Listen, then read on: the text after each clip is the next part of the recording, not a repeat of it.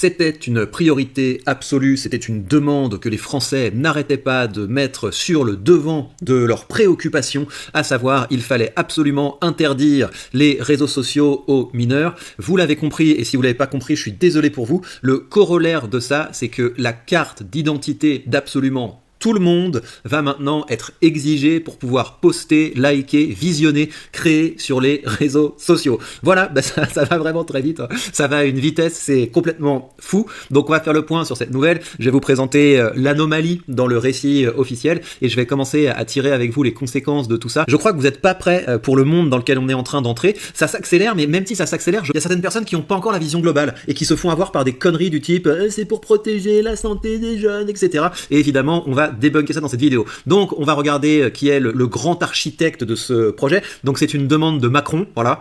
C'est Macron qui l'a demandé, c'est Gabriel Attal qui l'a exécuté. C'est marrant d'ailleurs hein, quand on regarde le profil des gens qui sont si préoccupés par les enfants, c'est quand même vachement intéressant hein, de voir que c'est des gens qui n'ont pas d'enfants. Mais bref, on écoute un petit peu le blabla de Gabriel Attal.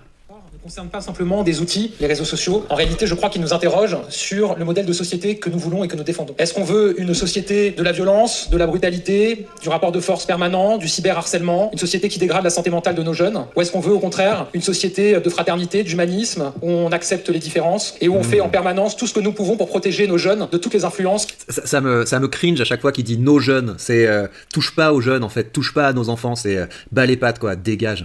Et de toutes les instrumentalisations. Avec le groupe Ensemble pour la République, vous le savez, nous nous plaçons dans cette deuxième vision que je viens d'évoquer depuis plusieurs années. Nous avons défendu un certain nombre de mesures, pris un certain nombre de mesures pour lutter contre le harcèlement à l'école, pour défendre les jeunes, contre toutes les instrumentalisations, contre toutes les ingérences, et plus largement... Non mais en fait, c'est ce qui est fou, hein, c'est que je pense que l'élément déclencheur, c'est que Macron en a marre qu'on lui dise qu'il a une femme à quéquette. Je vous assure que c'est aussi bête que ça, le déclencheur, mais vous allez voir le truc épouvantable dans lequel ça va nous emmener, vous êtes pas prêts. Donc je commence par débunker cet argument là des voilà, c'est pour protéger les jeunes.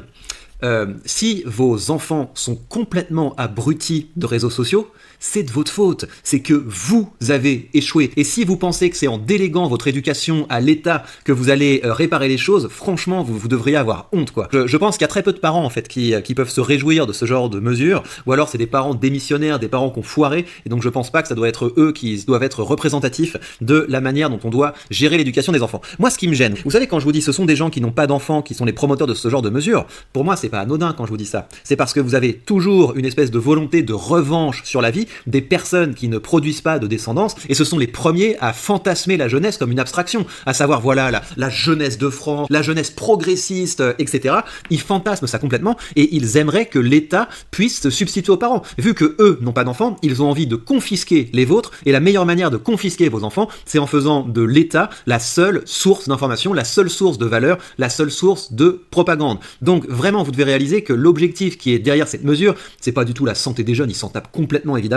L'objectif derrière cette mesure, c'est d'instaurer un monopole d'État. Alors, il y a une seule voix dans le débat public qui s'oppose à ça. Vous avez Sarah Knafo qui a tweeté contre ça, et vous avez également Éric Zemmour qui a tweeté contre ça. La loi Attal sur l'interdiction des réseaux sociaux aux moins de 15 ans votée par les macronistes, le PS, LR, RN, est un doigt dans l'engrenage de la surveillance générale. Évidemment, pour vérifier que chaque utilisateur a plus de 15 ans, c'est votre carte d'identité qu'on vous demandera. Tout le monde sera fliqué au nom de la protection de l'enfance. Quand l'État veut exercer le rôle des parents à la place des parents, c'est la fin des libertés, absolument. Et croire que parce qu'on va multiplier les interdictions, ça va empêcher vos enfants de faire des conneries si vous les avez mal éduqués, c'est absolument ne rien comprendre à rien du tout. Mais bref, je trouve qu'Éric Zemmour est quand même assez sobre parce que là, il ne révèle pas le plus grave dans cette histoire. Alors on continue avec les gens qui commencent un petit peu à discuter sur comment est-ce qu'on va pouvoir mettre ça en place. Réseaux sociaux, qu'est-ce qu'on va interdire en France si la loi passe? Alors pour dire les choses très simplement, on parle des réseaux sociaux auxquels tout le monde pense, c'est-à-dire les grandes plateformes du numérique, que ce soit Facebook, Instagram, X, TikTok ou Snap. On parle d'une interdiction globale pour les mineurs de moins de 15 ans. Et puis après, il y a des inconnus sur comment on fait concrètement, comment est-ce qu'on contrôle l'âge. Alors je sais que le gouvernement est plutôt optimiste sur le fait de pouvoir pousser les plateformes à mettre en place un contrôle d'âge.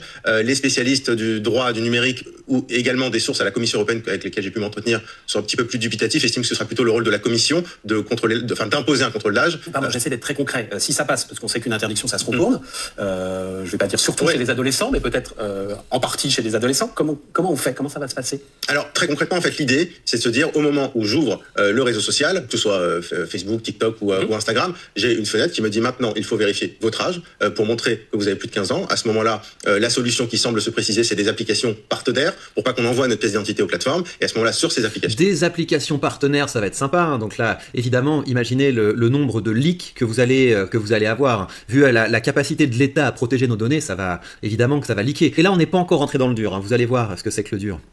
J'envoie une pièce d'identité, je prends une photo pour comparer et pour être sûr que je n'ai pas pris la pièce d'identité de mon grand frère. Et ensuite, il y a une interaction avec le réseau social. Et donc, l'application dit au réseau social, c'est bon, cet utilisateur a plus de 15 ans. Il peut soit s'inscrire, soit conserver son compte. Parce que l'idée, ça, il faut être très précis, c'est de vérifier l'âge de 100% des utilisateurs français inscrits sur toutes les plateformes. Donc on parle de plusieurs dizaines de millions de personnes. Voilà. Bon, alors si vous n'avez pas compris la douille, je vais vous l'expliquer la douille. Donc évidemment, l'objectif, c'est d'avoir une traçabilité. L'État va avoir une traçabilité totale de chaque commentaire, de chaque like. Tout ce que vous allez dire à partir de maintenant sera rattaché à une identité civile réelle. Pourquoi est-ce que c'est important? Parce que l'État investit massivement. L'État est en train de faire deux types d'investissements à l'heure actuelle. Vous avez les investissements auprès de l'Arcom pour que l'Arcom, ça ne devienne plus seulement un gendarme de la télé, mais que ça devienne un gendarme du numérique. Donc vous avez le budget de l'Arcom pour pouvoir surveiller ce que vous dites sur les réseaux sociaux qui est en train d'augmenter considérablement. Et à côté de ça, vous avez l'État qui file à partir de maintenant 8 millions par an à des associations du type SOS Racisme, l'ICRA, enfin tous ces machins-là.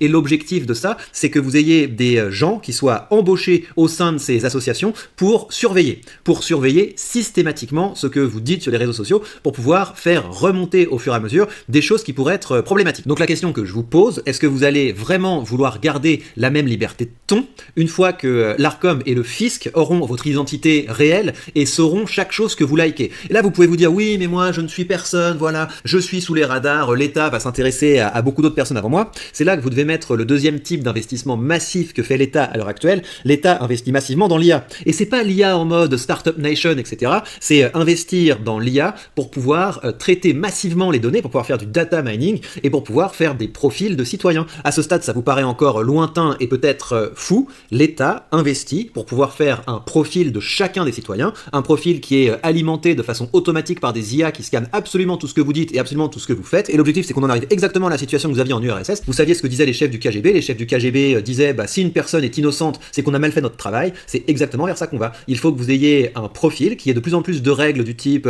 un crime de quelqu'un qui se tiendrait des propos anti-républicains. Donc on multiplie les crimes possibles, on multiplie les manière de fliquer absolument tout ce que vous dites et tout ce que vous faites, et vous avez un profil, et ce profil déclenchera des alertes qui déclencheront des amendes, et on va vers un monde où il y aura toujours plus de censure. L'État va donc d'abord contrôler complètement le narratif des jeunes générations. La seule source d'information qu'ils auront, c'est la propagande officielle de l'État, et pour le reste, il va falloir commencer à faire très attention à ce que vous dites et à ce que vous faites. Vous allez finir par vous censurer, et vous allez vous habituer à une situation de plus en plus dystopique. On va rentrer dans le monde de Gabriel Attal, ce beau monde où on tolère la différence, voilà, on tolère parce qu'on est inclusif, ça va être vraiment vachement bien, c'est vers ça qu'on arrive. Donc c'est ça le gros sujet. On prend la Libye qui va faire pleurer dans les chaumières de ouais mais c'est pour la santé sociale, les jeunes sur TikTok et blablabla. On impose un contrôle de l'identité de tout le monde et on investit pour pouvoir analyser en temps réel tout ce que disent et tout ce que font les citoyens en ligne. Et bien ça les amis c'est très grave parce que ça prépare un monde où il n'y aura plus d'alternative, parce qu'il n'y aura plus de pensée alternative. Ce sera devenu de plus en plus criminalisé de penser en dehors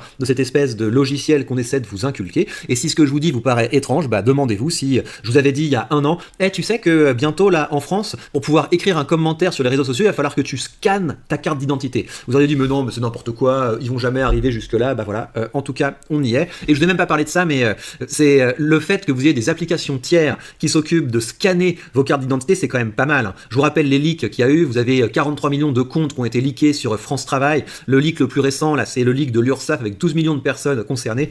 Et quand on calcule le coût d'une fuite, c'est quelque chose comme 2500 € par personne en moyenne, parce que toutes les arnaques auxquelles vous êtes exposés une fois que quelqu'un a accédé à votre carte d'identité, quand quelqu'un peut se faire passer pour vous, c'est très cher en fait. Et donc en moyenne c'est à peu près ça, donc ça va être absolument génial. Et après on peut se projeter un petit peu, maintenant que vous aurez besoin de votre carte d'identité pour utiliser internet, je pense qu'on pourrait aller vers des petits programmes de rationnement, voilà ça pourrait être pas mal. On rationne internet, il y a certains contenus qu'il ne faut pas consommer, tu perds des points si tu regardes tel contenu plutôt que tel autre contenu, ça pourrait être intéressant. On pourrait également arriver à un stade où on débranche internet en cas de crise, parce que s'il y y a une crise, c'est très important que vous n'ayez pas des discours qui vont à l'encontre du narratif officiel. Enfin, vraiment, on va tout droit dans quelque chose dont vous ne mesurez pas bien la gravité. Moi, je la mesure, c'est pour ça que je vous en parle. Et si vous considérez que mon travail est important, bah comme d'habitude, vous aimez cette vidéo, vous la commentez, vous la partagez, et rejoignez la page Patreon, hein, parce que probablement que dans pas longtemps, ce sera là que je publierai mon contenu, une fois que les autres réseaux sociaux seront complètement contrôlés, fliqués par le camp du bien. Et bien voilà, chers amis, prenez bien soin de vous, et à très vite.